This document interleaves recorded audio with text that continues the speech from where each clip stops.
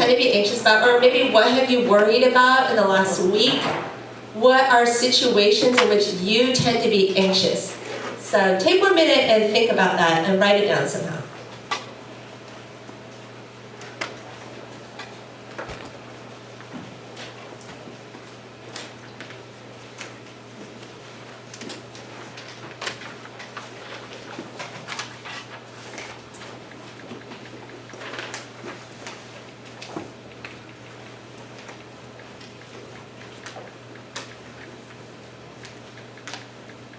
Does everybody have at least a few things written down? Cool. Sometimes when I feel generally anxious, it helps me to write down what I'm actually worried about. It helps me to name it, to identify it, instead of having just like general worried thoughts swirling around in my head. All right, in Philippians chapter 4, oh, that formatted funny. Okay. In Philippians chapter 4, the Apostle Paul writes to the church in Philippi, and he writes, "Do not be anxious about anything, but in every situation, by prayer and petition, with thanksgiving, present your requests to God. And the peace of God, which transcends all understanding, will guard your hearts and your minds in Christ Jesus." So we see in these verses that anxiety is nothing new. Even 2,000 years ago, Paul had to remind people to not be anxious. And his words echo Jesus' words from the Sermon on the Mount, where Jesus says, "Do not worry about your life." We all worry, but we can also worry less, according to both Paul and Jesus. Anxiety doesn't have to be our constant companion. We also see in these verses that gratitude can be an antidote to anxiety. It says, in every situation, by prayer and petition, with thanksgiving, present your request to God. So, if we just try to be grateful and pray, does that mean all of our anxiety will go away? Maybe, maybe not. I saw a meme recently that said, how many times did we tell people they needed Jesus when what they really needed was therapy? And therapy is something I really believe in, and I believe that God works through.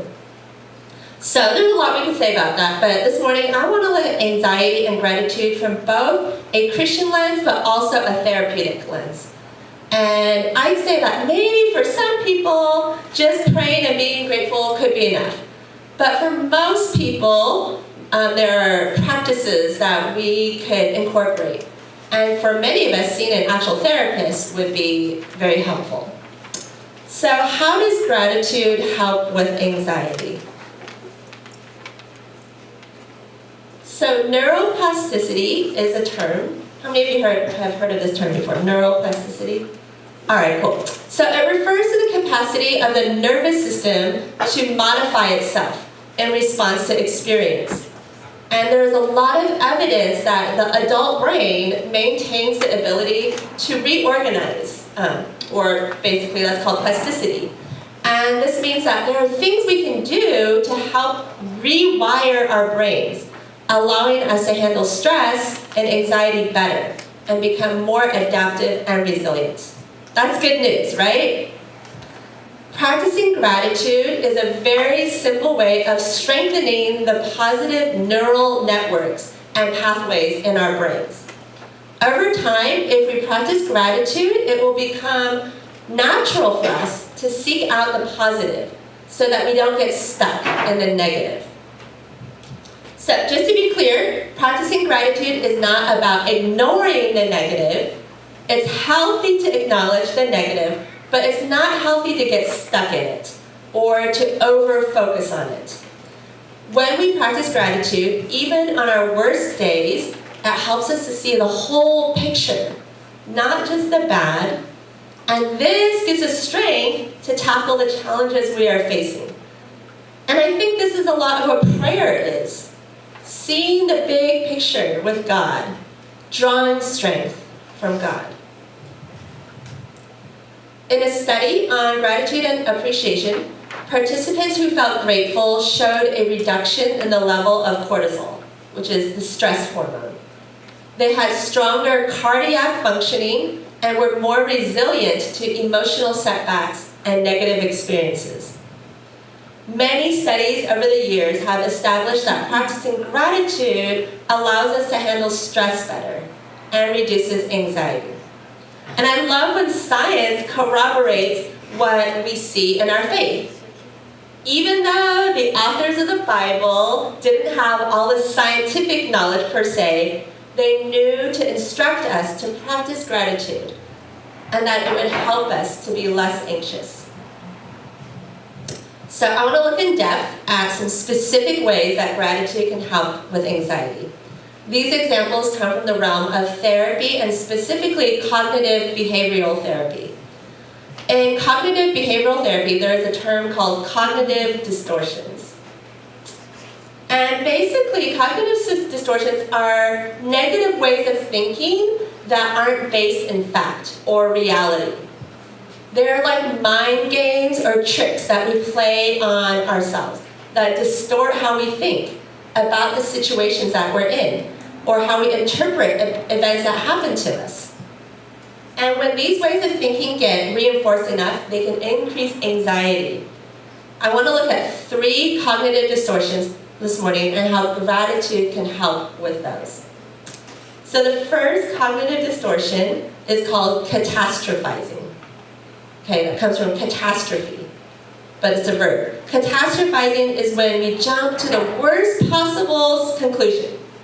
So some examples might be, if I fail this test, then I'll have a bad GPA. And if I have a bad GPA, I won't get into college or a good grad school. And then I won't get a good job.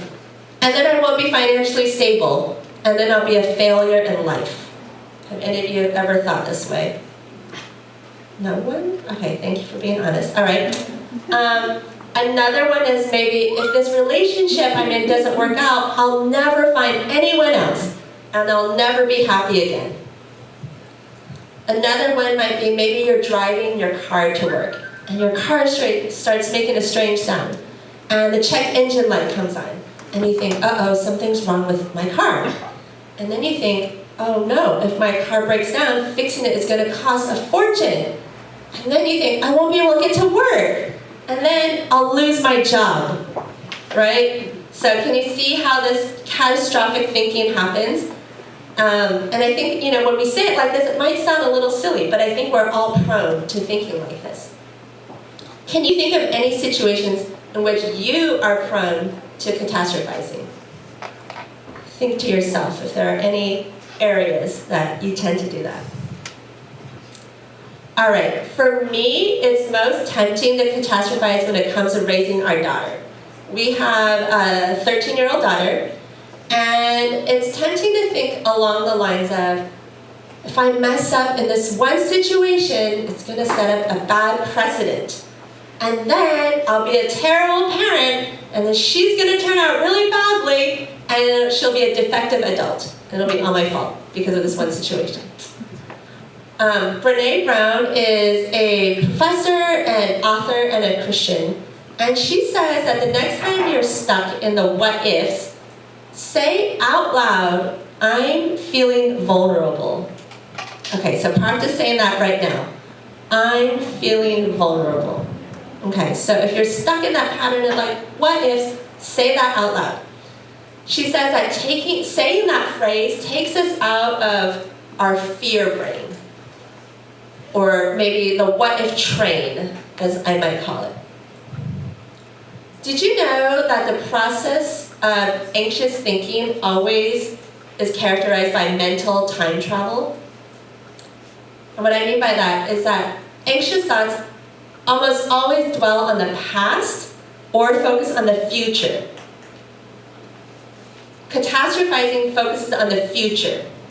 This mental time travel pulls us out of the present moment because we're worried about the future. But research shows that the more present we are, the happier we tend to be, even when the present moment isn't necessarily pleasant or enjoyable. C.S. Lewis, the famous Christian author, wrote, The present is the point at which time touches eternity. In other words, the present is where we meet God. We're not going to find God when we think about the past or the future, but we find God in the present moment. Jesus himself says in the Sermon on the Mount, "Do not worry about tomorrow, for tomorrow will worry about itself. Each day has enough trouble of its own." In other words, Jesus says, don't time travel. Be present in the moment. The present is where we meet God. So after saying, I'm feeling vulnerable, the next step, Brene Brown says, is to practice gratitude. Think about what you're grateful for in that moment. Or better yet, say those things out loud to someone else. Or write it down in a journal. When we find ourselves getting wrapped up in negative thoughts or starting down a spiral, finding something in that moment to be grateful for combats the negative content of our thoughts and brings our mind into the present. When you practice gratitude, try to really get in touch with a sense of appreciation, gratitude, or beauty in the here and now. All right, next cognitive distortion. Disqualifying the positive. So disqualifying the positive happens when we experience something good or even neutral, but we convince ourselves that it's not actually positive. We find ways to reject those experiences, insisting that they don't count.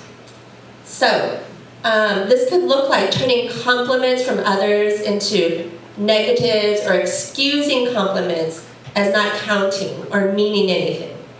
Or excusing our successes due to luck or how easy something was, or others just being nice to us. It looks like rejecting positive things in our lives and only acknowledging the negative things or the things that are not going well. So maybe it could look like this. Maybe you just finished a presentation for a class. And you usually don't like to speak in front of others and felt nervous during the presentation. But you did well. After the presentation, one of your classmates comes up to you and says, you did a good job. But you immediately respond by saying, oh no, I was so nervous. Didn't you see me shaking? I stumbled over my words so much. You think to yourself that your classmate was only saying this to make you feel better and that it was not a genuine compliment. Can anybody relate to this kind of scenario? Maybe it could also look like you take a test and you do well on the test because you studied hard for it. But then you think, oh no, that test was just easy and that your efforts didn't really count. Can you think of a time that you disqualified the positive? Our automatic negative thoughts convince us that any positives are untrue. When we disqualify positive experiences, it reinforces our negative views of ourselves and the world. Think about your life as taking a long journey with a backpack. Okay, so picture yourself with a backpack on. As we live our lives, we choose what experiences we pick up and put in our backpack to bring along with us. If the backpack ends up being filled with only negative experiences and thoughts, we feel more negative, which makes it easier to claim that any positives don't count. Sometimes we pick up a positive, we look at it, and we decide that we don't believe it, or that it isn't genuine. So we put it back down to be forgotten behind us on the path. Doing this robs us in our lives of joy, and it takes away from our achievements and successes as if they don't matter and aren't good enough. It then reinforces the negative beliefs we have of ourselves and how we see ourselves in the world. Imagine how much better we would feel if our backpacks were filled with positives. If we heard compliments and responded with, thank you, instead of explaining to ourselves and others why such a thing can never be true. be a hard habit to break, but the more we pay attention to the positives and add them to our backpack, the better we will start to feel.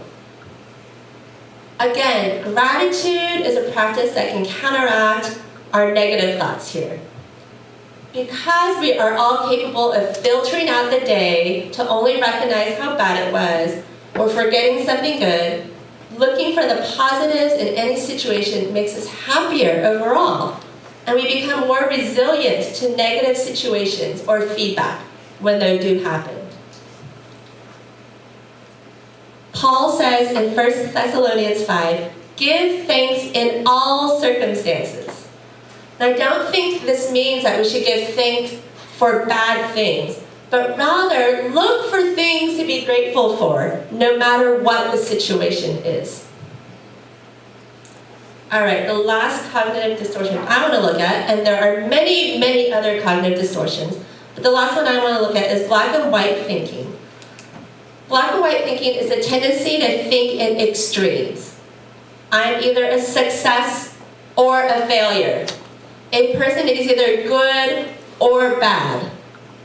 This thought pattern, which can also be called dichotomous thinking or polarized thinking, is considered a cognitive distortion because it keeps us from seeing the world as it often is. Complex, nuanced, and full of all the shades in between. An all or nothing mindset doesn't allow us to find the middle ground. Certain words can alert us that our thoughts are becoming extreme. Words like always, never, impossible, disaster, ruined, perfect. Black and white thinking can affect us quickly because it focuses on categorizing every perception and experience. It relies on thinking in absolutes, like never or always, as in, I will never be happy, or I always do things wrong.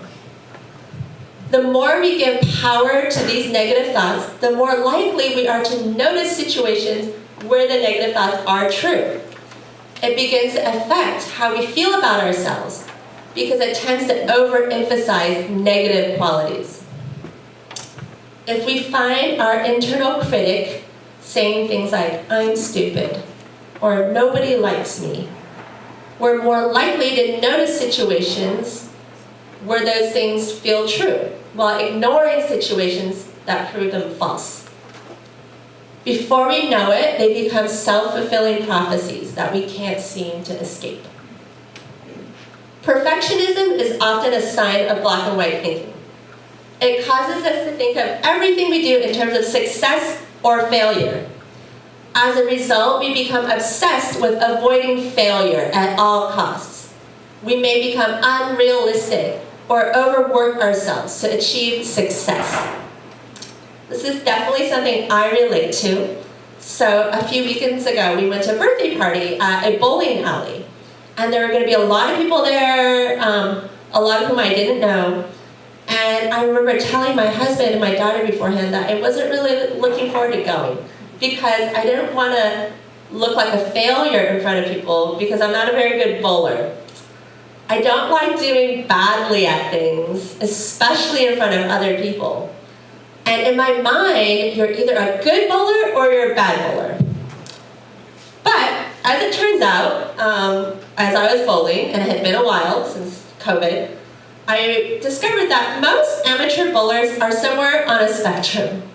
No one is amazing, and no one's like terrible either, like really, really terrible. Okay. And everybody has some good bowls and some bad bowls, right? Watching other people bowl badly and not be embarrassed about themselves helped me to enjoy myself more and just to try my best. Black and white thinking can cause us to quickly fall into anxiety. Oversimplified statements such as, I will never be happy, or negative self-talk can play on repeat in our brains and linger in our minds, making it difficult to find joy. But gratitude has the potential to reduce this kind of thinking, because it shifts our overall mindset from negative to positive. Writing daily in a gratitude journal is one exercise that can take just 5 minutes a day. To do this practice, just list 3 to 5 things that you're grateful for that day. You can list more if you want, or if it's too hard to do it daily, maybe do it on a weekly basis. All right, we've talked about practicing gratitude by simply thinking about what we're grateful for, verbalizing things we're grateful for to someone else, writing things down, keeping a daily or weekly journal. Oops, I don't have a slide for that. Are any of these practices ones you'd like to try to implement?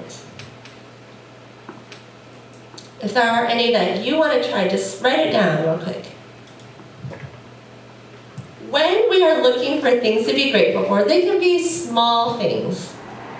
They don't have to be, world-changing things. They can be things like your morning tea, taking a shower, noticing the sunshine, loving the rain, having some you time, food tasting good, talking to nice people, seeing kindness around you.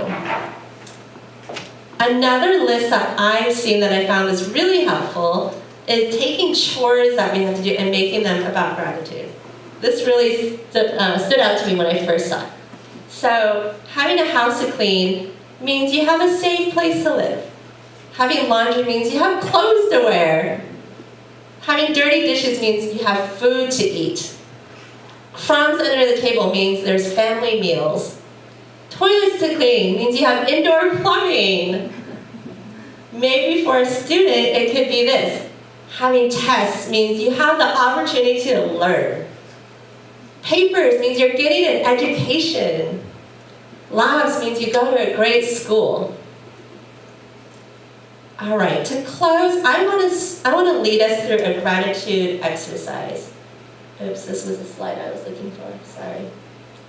All right, so right now, I want you to take a few minutes to identify at least 5 things that you often overlook or take for granted that you're grateful for. Write those down if you can in your program or on your phone if you want, but think of 5 things that you are grateful for that you often overlook or take for granted.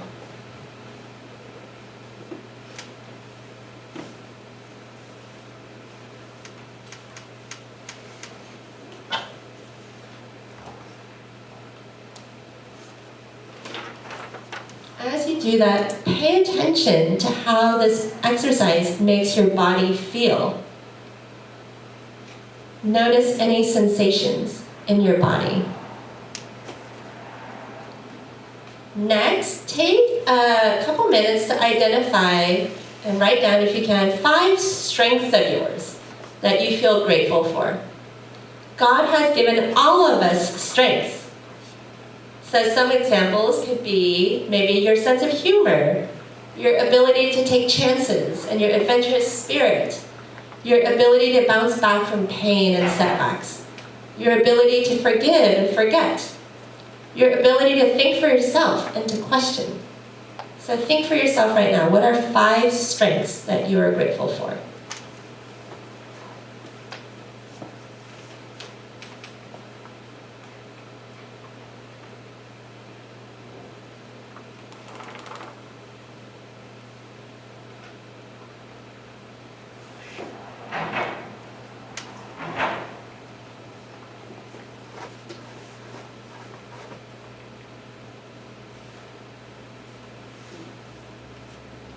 All right, hopefully you thought of some for yourself. After we're done with the service, I have an optional activity for us located on that table. There are some rocks on that table and some paint markers. And some of them already have some drawings on them, but you can also either just take a plain rock, or you can take time to write a word on the rock or draw a picture on it. Sorry, I didn't realize there's way more people than rocks. But don't be shy. If you want a rock, take a rock. The secret to this exercise is that the rock is a symbol, a physical object that can remind you of what you have. So you can carry this rock around with you during the day, or you can put it on your desk where you'll see it throughout your day. Whenever you see the rock, and you know what, you could just grab a rock from your own yard too. These are not special rocks. Whenever you see that rock, pause to think about at least one thing that you're grateful for. Whether it's something small, like the sun shining down, or something big, just think of one thing that brings you joy or fulfillment. Not only will this help you remember the things you're grateful for, but it can also trigger a mini mindfulness/God moment in your day. It will bring you out of your head and into the present moment, giving you something to focus your attention on. And it can also act as a switch to more positive thinking. So feel free to grab a rock or draw on a rock on your way out. But as we wrap up, why don't you just turn to the person next to you and talk about just something you're taking from this sermon this morning. Talk to your neighbor, something you're taking away.